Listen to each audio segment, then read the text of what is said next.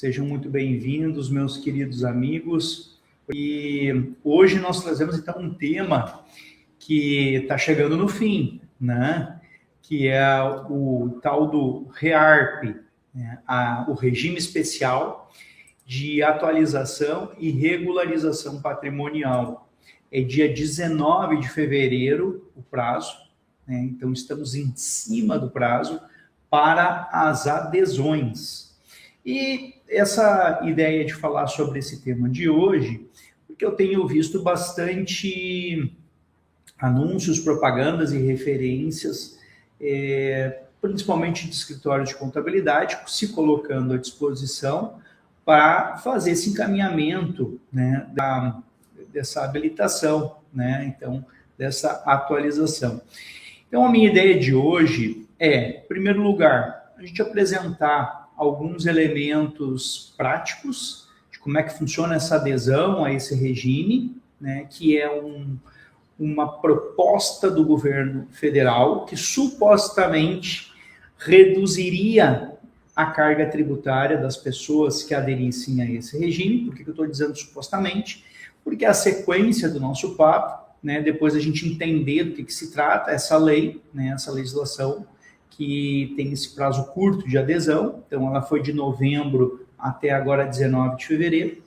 Então, a partir desse momento, né, que você faz essa adesão, você vai ter que, antes, na verdade, de fazer essa adesão, você vai ter que fazer uma análise de cenários, porque, como sempre, né, a gente tratando de tributos, nós estamos falando de números, e não significa necessariamente que uma redução provisória de alíquota, como é essa proposta aqui, né, necessariamente represente uma economia, né, para o bolso, então, de todos nós contribuintes, daqueles que quiserem, então, aderir, que quiserem participar, né, aceitarem este gentil convite do governo para antecipar o pagamento de impostos. Em resumo, é isso, tá? Trata-se de uma lei que propõe que você, né, faz um gentil convite para você antecipar o pagamento de impostos. É interessante falar essa abordagem porque, via de regra, é sempre muito antipático, né, a gente tratar de impostos, e eu concordo totalmente, né, com todas as críticas possíveis e imagináveis existentes a respeito, ainda mais num país em que a gente paga uma carga tributária bastante elevada, né? Se a gente for comparar com o México, por exemplo, né, que está em 22%, a nossa carga já está em 33%. Então, veja que é substancial a diferença. Você vai comprar um iPhone mais barato no México do que no Brasil, né? Assim como tantos outros produtos e serviços, né? E, no entanto, mesmo tendo uma alta carga tributária, uma carga tributária mais parecida com os países europeus, né? Nós temos serviços cada vez mais pífios, cada vez mais fracos.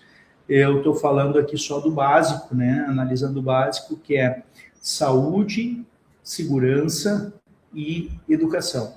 Então, resultados dos três são resultados muito ruins. E aí é claro que quem paga uma alta carga tributária fica com uma sensação de estar sendo roubado, né? De estar sendo vilipendiado, de estar sendo coagido a entregar um recurso que não vai servir para nada, né? Então, desde 88, vamos fazer um recorte curto, né, de história do país. O país tem um recorte muito maior, mas vamos dizer que desde 88 o Estado nos prometeu que, se a gente respeitasse, seguisse, né, as normas constitucionais, e o Estado também se submetesse às normas constitucionais, todo mundo teria, então, bons serviços públicos.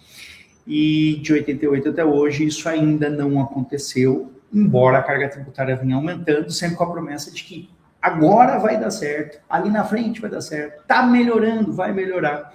Mas, na verdade, os resultados, né, dizem exatamente o oposto.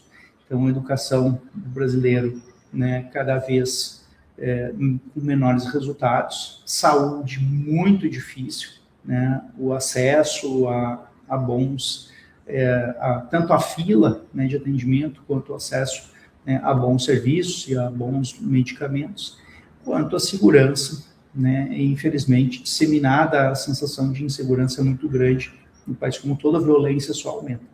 Então, realmente é delicado falar sobre esse tema de hoje, por isso que eu faço essa brevíssima introdução, brevíssimo introito, só para colocar que eu concordo, então, com todo mundo que não quer pagar tributo.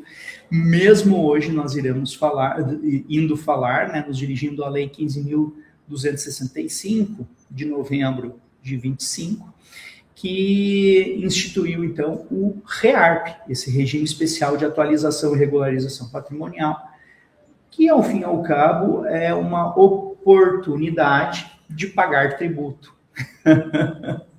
de forma antecipada, né? Qual que é a promessa que o governo nos faz? Se você pagar agora, você paga só 4%, ao invés de pagar 15%. Entenderam? Pague antes, pague menos, né? É um convite, então, que chama a atenção de muitas pessoas. Será que ele é bom para todo mundo? Né? A alíquota varia de 4 a 8, e depois no regime comum vai variar de 15% a 22,5%. Sim, né? Sim, você vender um imóvel seu, né? Em tese, não é todo mundo que tem imóveis de alto valor, mas em tese poderia chegar a pagar uma alíquota de 22,5%. Então, nós temos um coproprietário, né? Nós costumamos dizer que o governo é nosso sócio nas empresas, sócio nas entradas, no faturamento, mas não sócio no prejuízo. E agora nós vamos dizer que nós temos também um coproprietário, né? A gente paga durante o ano o IPTU e as taxas, e também, né, no momento da venda, também cede, aí poderá ceder de 15% a 22%, né, 22,5% do valor do seu, daquilo que o seu imóvel conquistou, né, de valorização. Bacana? Sem descontar a perda da moeda, hein? Sem descontar a perda da moeda. Mas vamos lá, vou falar então um pouquinho sobre essa legislação, né? Vou falar algumas coisas práticas de como aderir, vou falar um pouco dessa lei e vou apresentar alguns cenários com números para a gente ver se vale ou não a pena, no caso concreto, no teu caso concreto, se vale a pena aderir, já que a gente tem até o dia 19 para fazer a adesão. Bom, então eles prometem uma adesão simplificada, né, que é feita por meio, falando agora, primeiro tópico, né, primeira etapa da nossa conversa, modo de adesão. Então, prometem uma adesão simplificada por meio do ECAC, que é aquela plataforma por meio da qual o governo federal nos cobra, a gente retira guias, a gente conversa, né, com a Receita, tá? Ali dentro, então, você vai encontrar um aplicativo, né, de declaração de opção pelo Regime Especial de Atualização Patrimonial, o DEAP, e normalmente os contadores é que têm feito esse caminho para nós, tá? Mas está ali, quem quiser fazer, né, é só acessar pelo gov.br/Receita Federal, meu imposto de renda na pessoa física ou na jurídica, e acessar com a conta ouro, né, ou prata do gov.br para fazer então essa adesão, né? Que documentos que a pessoa teria que apresentar, né? A pessoa física teria que apresentar uma declaração de renda anterior, onde o bem foi declarado, tá, até o dia 31 de dezembro de 2024, um laudo de avaliação para dizer então quanto que vale hoje em dia o meu bem, né? Então imagina que eu comprei ele por 100 mil e hoje ele vale 500 mil, então um laudo de avaliação, eu vou apresentar lá a escritura de compra por 100 e um laudo de avaliação dizendo que ele vale 500 mil hoje em dia, tá? Dá para fazer até com veículo, não é o nosso foco, tá? Mas dá para fazer com carros também, que teve esse movimento desde a pandemia, teve esse movimento esquisito, que antes carro só caía de preço, né? ali ele deu uma valorizada, então tem gente que tem carro que comprou por um preço menor e ele vale mais hoje em dia, né, em virtude da perda do valor da moeda, né, e também dos efeitos de dólar e etc e tal. Então, eventualmente carro também, tá? Então você encaminha essa documentação, né, e faz a adesão, tá? Pois bem, colegas, né, o que o governo está vendendo como vantagem para quem fizer essa adesão, tá? A vantagem seria a seguinte: você pode atualizar o valor do seu imóvel, né, que está registrado, que foi adquirido até dia 31 de dezembro de 2024, está lançado lá no seu imposto de renda, para os efeitos de alíquota de ganho de capital. Bom, vou explicar. Todo mundo, quando compra um imóvel, tá, compra ele pelo valor de mercado daquele momento e lança ele no seu imposto de renda. Ocorre que vão se passando os anos e o dinheiro vai perdendo força, né? A moeda compra menos, então aquela moeda que comprava café a R$15, hoje compra a 30. Mesma coisa acontece com os imóveis. O que o governo considera?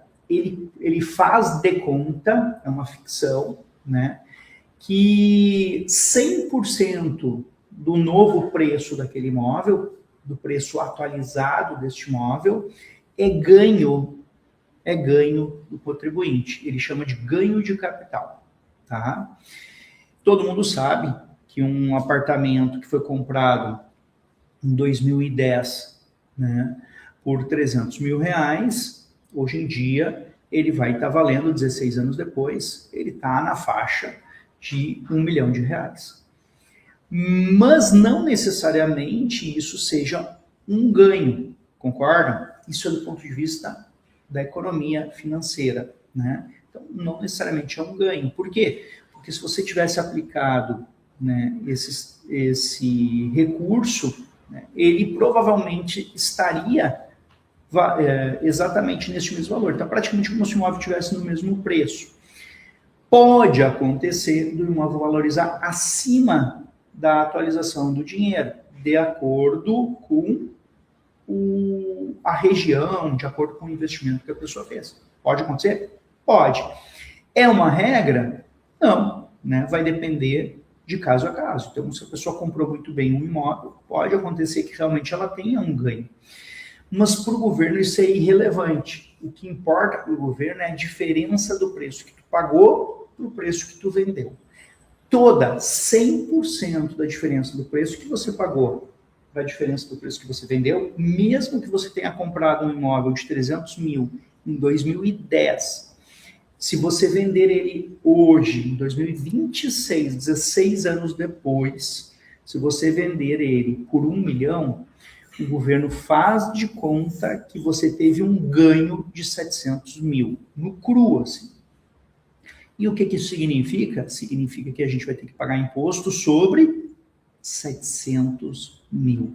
Então, o nosso coproprietário, né, ele vai reivindicar 15% sobre os 700 mil, que foi o que você ganhou, a vantagem que você teve da diferença entre o preço que pagou e o preço que vendeu.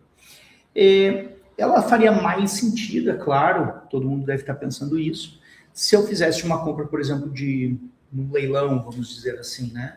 Se eu tivesse feito uma compra de leilão por 100 mil e vendesse por 200 mil 6 meses depois, faria muito sentido, porque realmente teve um ganho de capital, foi um investimento que você fez, comprou bem, comprou descontado, e aí está vendendo, né, com um ganho de 100 mil reais, que o governo ficaria com 15 e tu ficaria com 75, né? E com 85 está tudo certo, tá? Mas não é assim que funciona na vida normal das pessoas. As pessoas não são investidoras, compradoras de imóveis. Normalmente um imóvel é um negócio que fica mais tempo na família, né? Então, por isso, existe uma sensação ruim nesta cobrança quando as pessoas fazem alguma movimentação familiar. Mesma coisa com sucessão, né? Um imóvel que a família mora ou falece os pais e aí a família vai herdar, não entrou dinheiro nenhum e ainda vai ter que pagar, né, o valor para transferência desse imóvel. Então, a lógica do governo é sempre essa, né? Movimentou patrimônio, vai ter esse custo. Então, os 700 mil. Aí, o que vem o REARP? O REARP diz assim, tem uma barbada para você.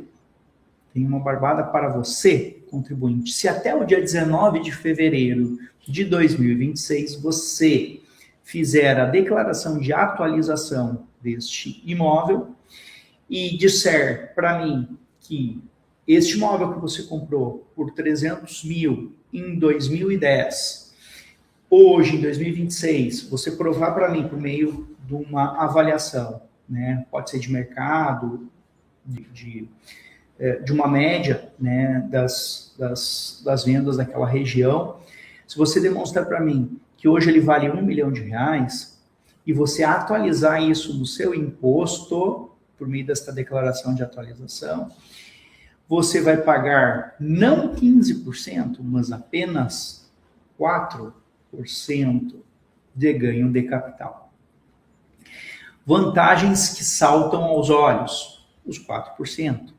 Desvantagens que saltam aos olhos. Você não ganhou R$1 de ninguém, porque você não vendeu imóvel nenhum, né? Você não deve imposto para ninguém, porque você não vendeu imóvel nenhum, né? Mas você paga uma tributação de forma antecipada, certo? Pois é. Então, estes são os ingredientes, né, para a gente fazer a análise de cenário.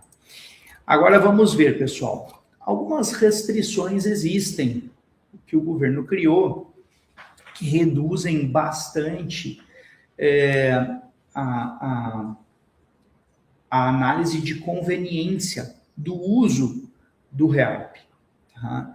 Então, por exemplo, o governo criou uma restrição para a venda. Tá? Para bem da pessoa aproveitar esta alíquota reduzida de 4%, né, ela necessariamente não pode vender o imóvel durante pelo menos 5 anos. Tá? Então, isso é uma análise de conveniência bastante importante. Por quê? Porque você há de convir que se eu antecipei 4% de tributo em 2026 e eu só vou poder vender em 2031, esses 4%, eles não são mais 4%, porque se passaram 5 anos, provavelmente esse valor vai dobrar. Além deste valor dobrar, acontece um outro fenômeno. O meu imóvel não vai ficar congelado em R$1 milhão. Provavelmente, em 2031, ele já vai estar valendo 1.300. E aí, sobre esta diferença, né, estou chutando, tá, pessoal, um cenário. Sobre essa diferença de 300, ele vai ter que pagar mais os 15%. Só que ninguém também faz esse negócio com uma mira a laser apontada especificamente para o momento da venda, porque venda é momento. Você não sabe se vai querer vender daqui a 5 anos, se você vai querer vender antes de 5 anos, você não sabe se vai querer vender em 7, em 8, em 10 anos. Ninguém sabe o que vai acontecer. Sem fazer essa análise de cenário, é muito difícil o sujeito simplesmente resolver dar este dinheiro, emprestar esse dinheiro ou entregar esse dinheiro antecipado para o governo federal, sem saber se isso vai ou não valer a pena. Tá? Então, eu fiz aqui algumas análises de cenários de valor, que são cenários, então são chutes, são estimativas, tá? Pedi para calcularem para mim aqui algumas estimativas para a gente ter uma ideia, uma lógica, né, para nós aplicarmos para o nosso caso concreto. Mas também vou trazer para vocês algumas hipóteses em que a gente afastaria 100% a utilização do REARP. Tá? Então, vou dizer aqui algumas situações em que a pessoa já teria uma vantagem legal de isenção, de alguma outra característica, alguma outra requisito que ela preencha, que torna a proposta do REARP absolutamente inconveniente, ou seja, não se indica, né, para determinadas pessoas. Bacana? Bom, vamos lá então. Então, em termos de prazo e burocracia, já falamos, né? A adesão é até o dia 19.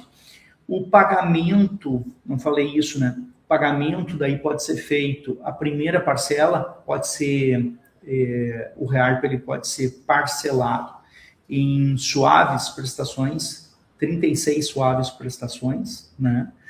Que são atualizadas pela Selic, que está em 15% ao ano. Há de se pensar sobre isso. Tá?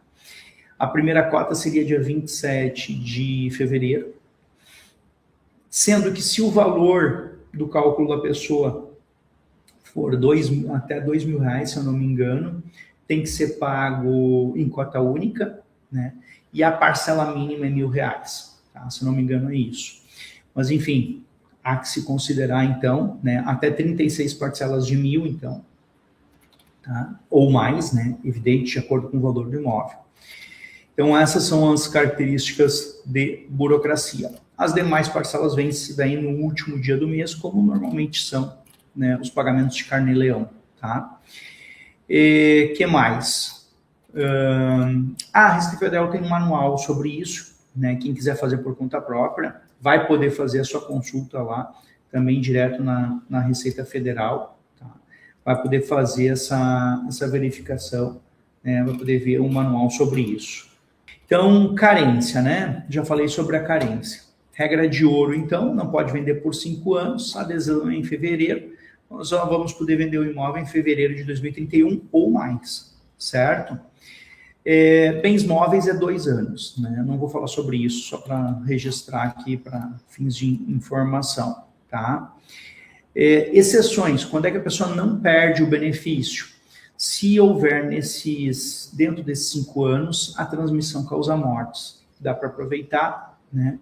E a partilha em divórcio também, dissolução de união estável também dá para aproveitar. Neste caso, quem estiver fazendo algum encaminhamento sobre este tipo de trabalho, né, vale a pena, então, fazer essa adesão correndo, tá? O que vai acontecer se a pessoa vender antes, Rafael? Se vender antes, ela vai pegar aquilo que ela já pagou e descontar e ver a diferença, né, para aquilo que ela teria que pagar no método normal, ok? Beleza. Atualizado pela Selic também, tá? Comparativo, então, né, com a regra geral. Vamos lá. Então, ganhos de até 5 milhões a partir do novo sistema tributário. Então, a pessoa que tiver um ganho de capital de até 5 milhões, que é 99% dos negócios imobiliários, são abaixo de 5 milhões. Tá? Imóveis de maior valor, né, que ficariam daí com uma diferença de alíquota, a gente vai ter a alíquota de 15%. Né? De 5 a 10 passa para 17,5%, de 10 a 30, 20%. E ganhos acima de 30 milhões, né, seria 22,5%. Tá? Isenções automáticas que não precisariam do REARP. Aqui vem já nossos alertas que no final eu vou reforçar aqui com vocês. O único bem vendido por um valor de até R$440 mil, tá? Dentro dos últimos 5 anos. Então, um único bem vendido, num lapso de 5 anos, por até 440 mil, eles já gozam, né, de isenção. Então, não faz sentido nenhum REARP. Tá? Reinvestimento, a lei do bem. Vendi o meu apartamento para comprar um outro apartamento maior, de maior valor. Botei todo o meu dinheiro dentro de 6 meses, 180 dias. Também tem isenção, não faz sentido nenhum o sujeito pagar o REARP. Tá? Porque ele tirou do imóvel e botou no outro. Beleza. Quitação de financiamento também está valendo. Não tem ganho de capital se a gente fizer uma quitação do financiamento. Né? Então, o imóvel ele foi quitado e aí você colocou mais recurso nele, então vai mudar o registro dele no teu imposto de renda, sobre aquilo não tem ganho de capital, né? Isso aí foi discutido muito na jurisprudência, venceu no STJ esse entendimento, e hoje tem até instrução normativa da Receita Federal, né, que é a 2070 de 2022, que confirma isso. Tá? Então dá para usar também essa atualização quando a gente fizer uma quitação de financiamento, ou algo equivalente. E as alienações de pequeno valor, de até 35 mil, ainda gozam, né, também de isenção. Estou falando isso por causa dos veículos, ok? Então, o REARP, ele antecipa 4% sobre essa valorização que acontecer até 31 de dezembro de 2024, né, zerando, então, esse ganho de capital anterior. Né? Então, a valorização daí que vai ir para a regra geral é aquela que acontecer depois de fevereiro de 2026. Aí sim, uma nova valorização, né, vai ser aplicada a alíquota normal de 15%. Bacana? Bom, alguns pontos aqui, então, de ceticismo. Tá? Vou segurar o imóvel, meu compromisso, meu projeto é segurar o imóvel por 5 anos. Tá? Aí, a pergunta de R$1 milhão. Faço o REARP ou não faço? Vamos ver os cenários de riscos, né, e as consequências financeiras, né, desse uso, ok? Primeira pergunta que eu tenho que me fazer, será que eu tenho alguma isenção, algum redutor do regime atual, né, que foi aqueles que eu acabei de mencionar para vocês?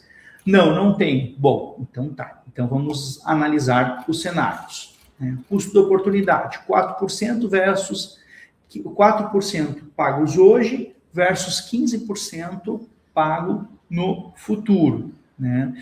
O governo está apostando que ninguém está fazendo essa conta, que as pessoas não sabem fazer essa conta. Então vamos lá, vamos fazer uma premissa aqui de cenário realista. Uma Selic em torno de 15%, que é o cenário atual, vamos projetar ela para 2026, vai ficar nisso aí. Né?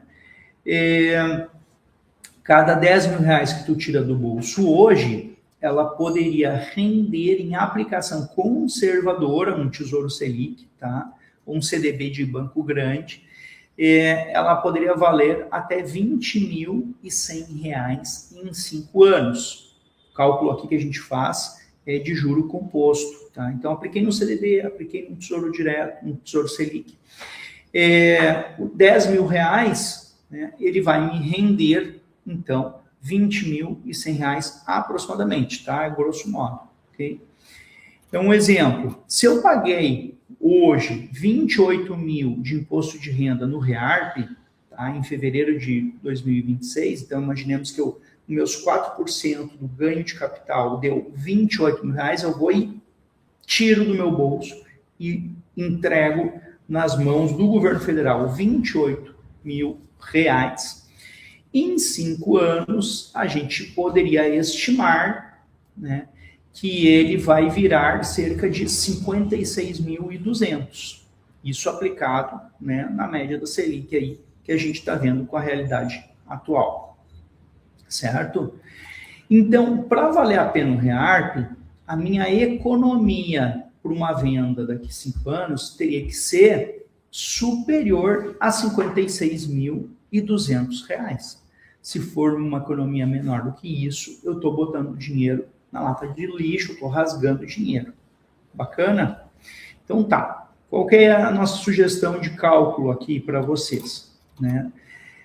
Calcular o imposto do REARP, que é 4%, vezes a diferença, né? Naquele meu exemplo lá do 300 para o 1 milhão, né? Seria 4% de 700 mil.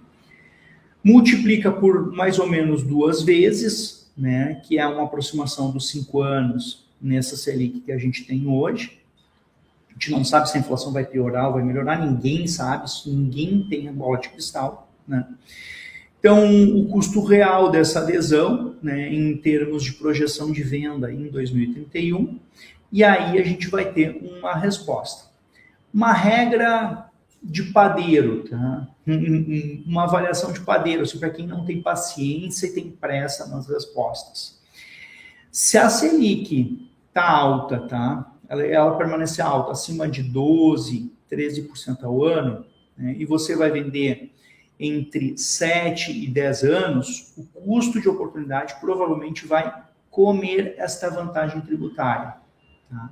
Então, a decisão ótima, né, ela sempre vai depender desse valor presente projetado. Então, assim, para você ter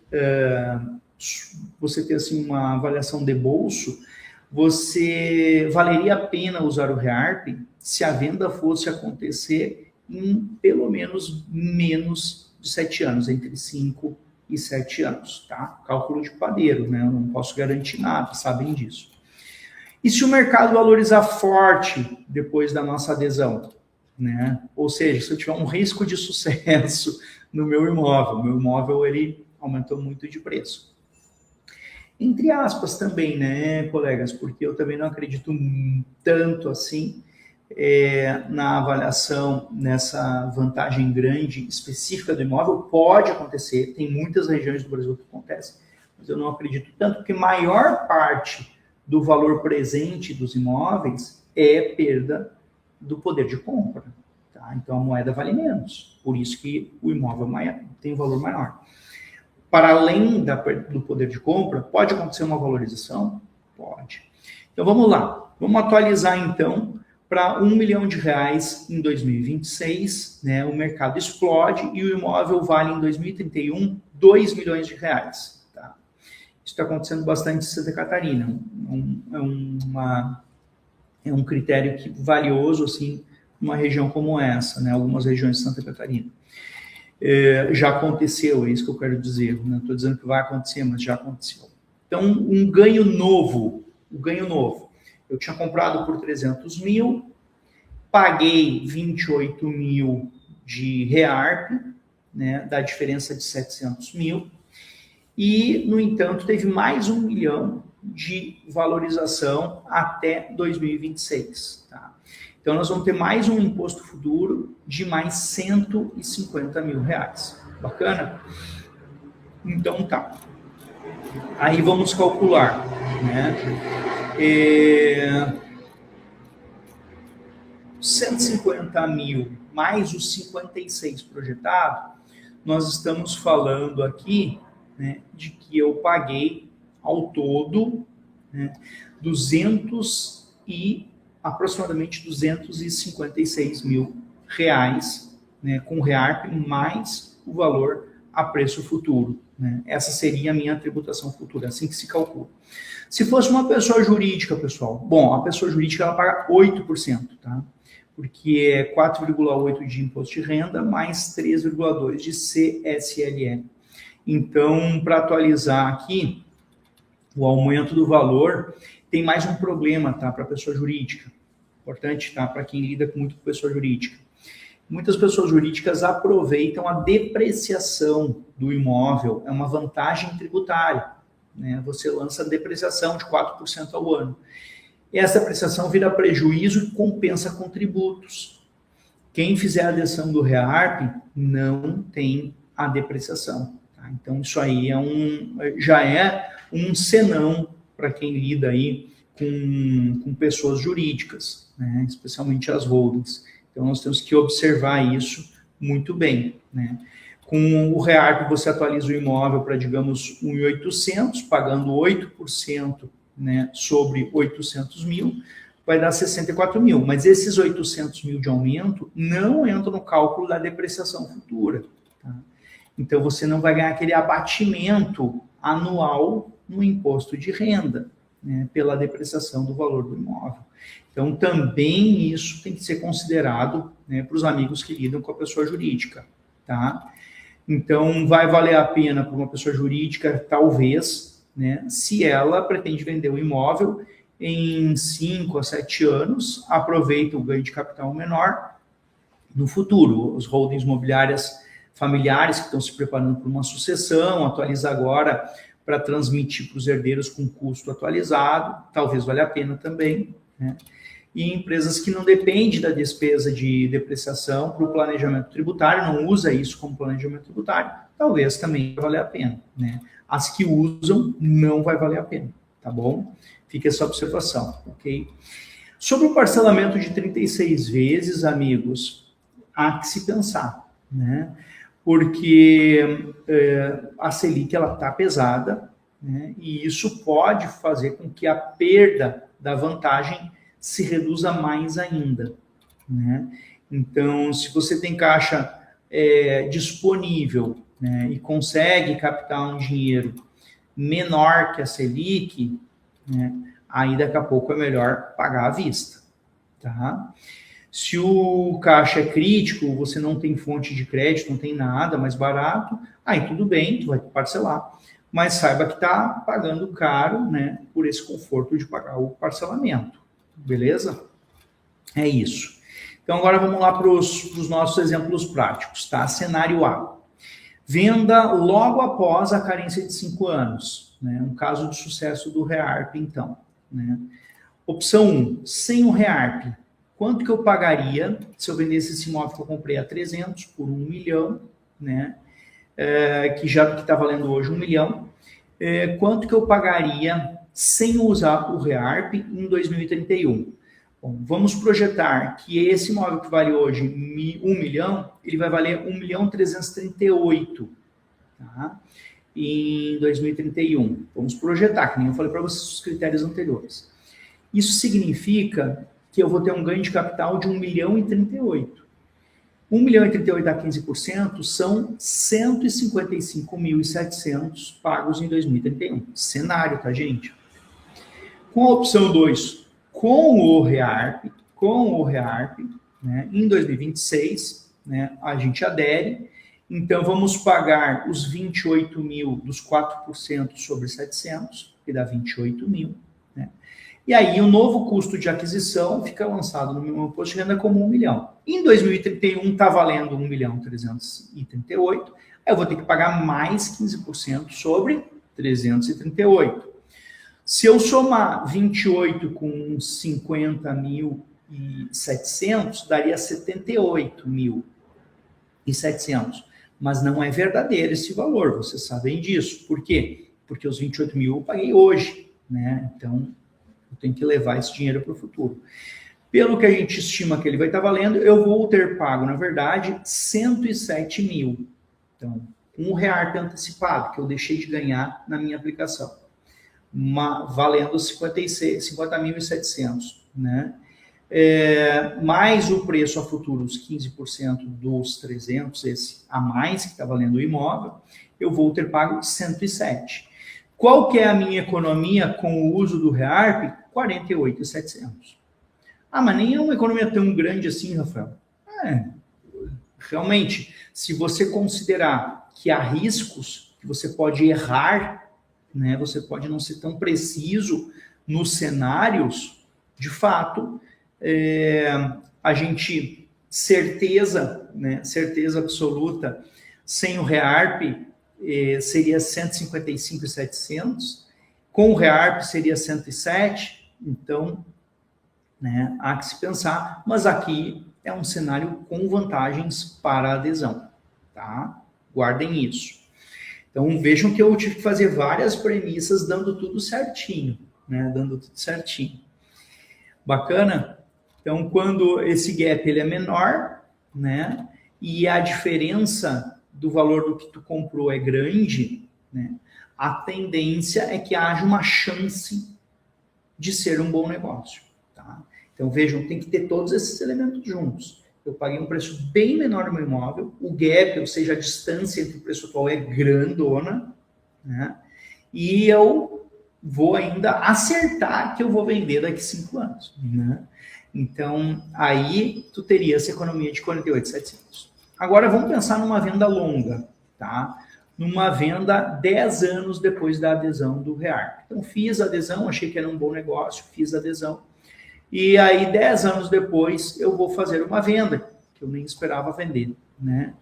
Então, aqui, se a gente projetar em 10 anos, esse imóvel que hoje eu atualizei de 300.000 para 1 milhão, ele daqui 10 anos pode ser projetado para 1.791, considerando as premissas econômicas que nós temos. Sem o REARP, eu teria que pagar um ganho de capital sobre 1.491.000, tá? Isso significa 223.650 pagos em 2036. Tá? Com o REARP, eu teria pago antecipado 28 aquele, né?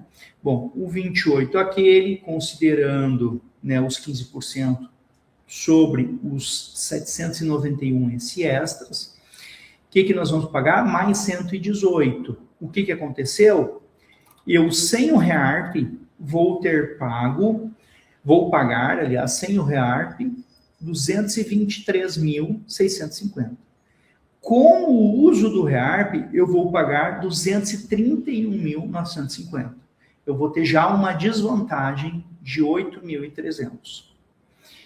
E aqui, esse cenário é interessante a gente pensar, mas é pequena a diferença de prejuízo, Rafael. Tudo bem, mas ele é um prejuízo que já está sendo lido à distância, né? Considerem que a gente não tem bola de cristal, que a gente não vai acertar na mosca. Muita água pode correr por baixo desse rio. Então, esse cenário eu acho bem intrigante para a gente pensar que nem tudo que nos vende, que reluz, é ouro, né? Então, tenho bastante dúvidas, até porque a gente muda muito o nosso pensamento, né? A gente muda muito o nosso pensamento. Agora vamos para um cenário pior ainda, pessoal, tá? Vamos para um cenário que é o seguinte, né? Pior ainda não. Vamos num cenário agora de imprevidência. Eu tive que vender antes da carência dos 5 anos. Se eu tive que vender antes da carência dos 5 anos, por exemplo, tive que vender 3 anos depois, usando todas essas premissas que eu acabei de usar, né, levando o imóvel para um valor daqui a 3 anos, etc. e tal, sabe qual foi o resultado que nós chegamos? Empata. Então é igual. Só que com o porém de que, empatando, eu fiquei sem caixa. Eu disponibilizei um caixa que poderia estar nas minhas mãos sendo usado para coisas dos meus interesses, antecipei esse dinheiro para o governo, né? E eu só empatei. Eu não tive nenhuma vantagem.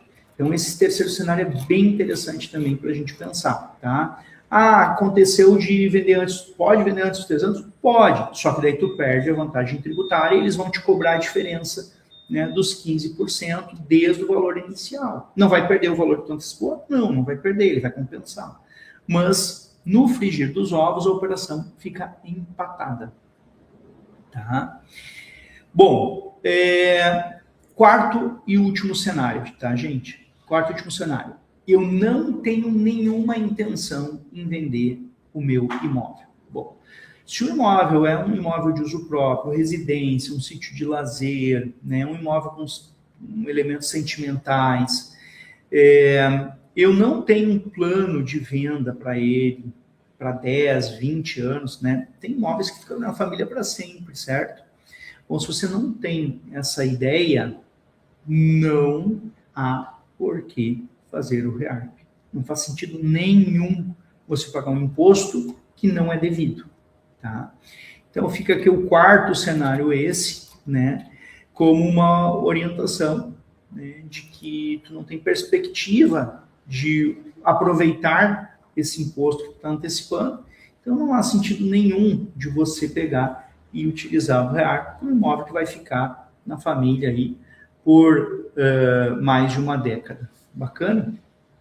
Legal, né? Então, seguinte, pessoal, né?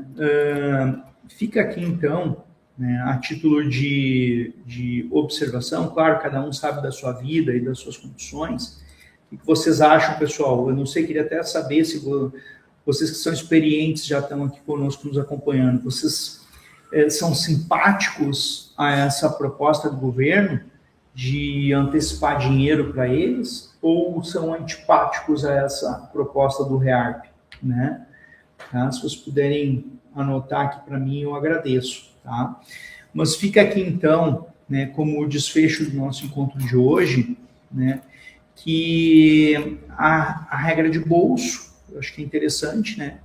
Se eu tiver um gap grande, ou seja, uma distância grande entre o valor que eu paguei em um determinado imóvel e o valor de mercado dele hoje, com uma projeção de venda de 5 a 7 anos, né, intuitivamente, né, parece que até há que se cogitar o uso, né, do REARP. Tá? O meu pé atrás é porque eu tenho que acertar muitas variáveis. Né? As do passado são simples. Paguei 300 mil e o imóvel está valendo, né, R$1 milhão, então é uma distância muito grande. Então esse é um requisito objetivo.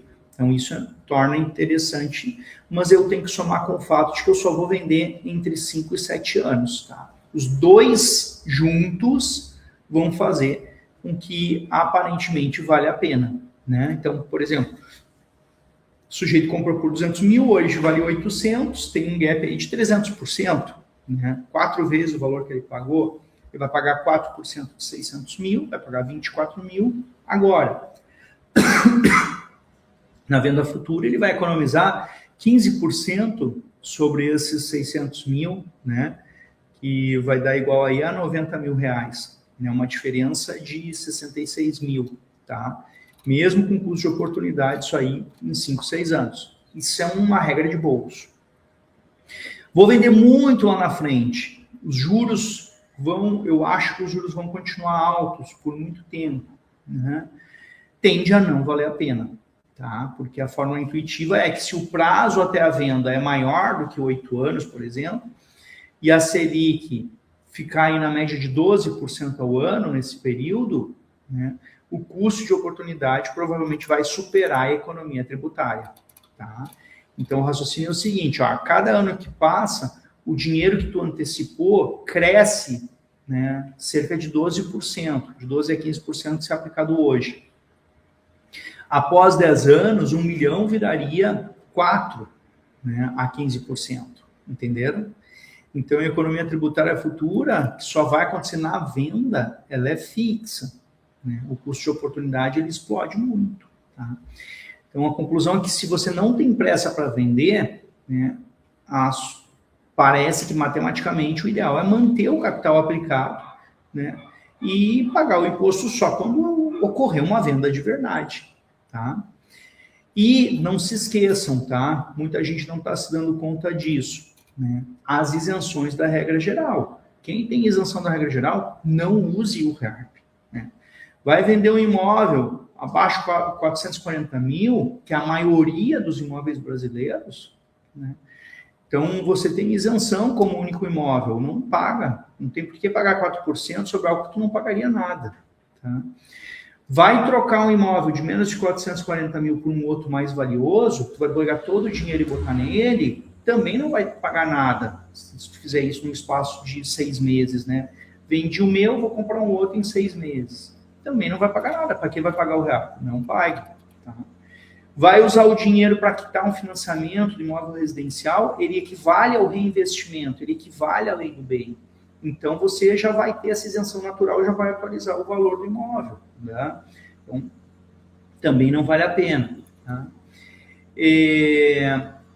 Bens abaixo de 35 mil, um veículo e tal, também isento, não tem por que pagar, né, nada de REARP. Então, as isenções ficam aí alertadas, né? E a pessoa jurídica com aquela observação, pessoal. Pessoa jurídica, né, 8% agora, sem depreciação do incremento. Então, para empresários, né, a atualização ela não gera despesa de depreciação do novo valor, logo não tem nada para reduzir do teu imposto de renda. Quem usa essa estratégia de redução por depreciação, né, tem que verificar, né, quando é que isso vai fazer sentido. Tá? Você vai vender um imóvel em 5 a 7 anos, talvez tenha uma economia de ganho de capital futuro, né, uma holding familiar que está fazendo sucessão, talvez. Né. Agora, se a tua estratégia tributária depende dessa depreciação, se ela é importante para você, né, essa depreciação anual ela é um caixa que tu conta com ele, porque reduz o teu gasto com tributo, né, vai manter o imóvel por muito tempo ainda, muitos anos da empresa, é a sede da empresa, né? Então, o custo de oportunidade dos 8% não faz sentido. Tá? Não faz sentido. O que vocês acham, pessoal? O que acharam disso? Vamos ver aqui que o Juarez. Governo é só engodo. Aula esclarecedora. Cada vez gosto mais dessas aulas e menos do governo. Parabéns. Tamo junto, Juarez. Como dizem alguns economistas, né, na verdade, nós temos Constituição e temos leis para conter a fome do governo, que não produz nada, né, e acaba, então, né, buscando todos os seus recursos da sociedade. Então, quem paga é a sociedade como um todo. E não adianta dizer que o assistencialismo justifica isso, quando a gente sabe que a pessoa que recebe a assistência, ela também está pagando um imposto caríssimo quando ela vai comprar o arroz e o feijão, né, quando ela vai comprar o alimento, quando ela vai sair, fazer o lazer dela, tomar a cerveja dela. Então, tira com duas mãos e devolve com uma, também não justifica. Então, concordo contigo, Joris. Ao fim e ao cabo, é isso mesmo, tá certo. Pessoal, agradeço muito a participação, especialmente do Juarez no finalzinho, e aguardo vocês para a próxima quarta-feira. A aula vai ficar aqui gravada, né, durante uma semana.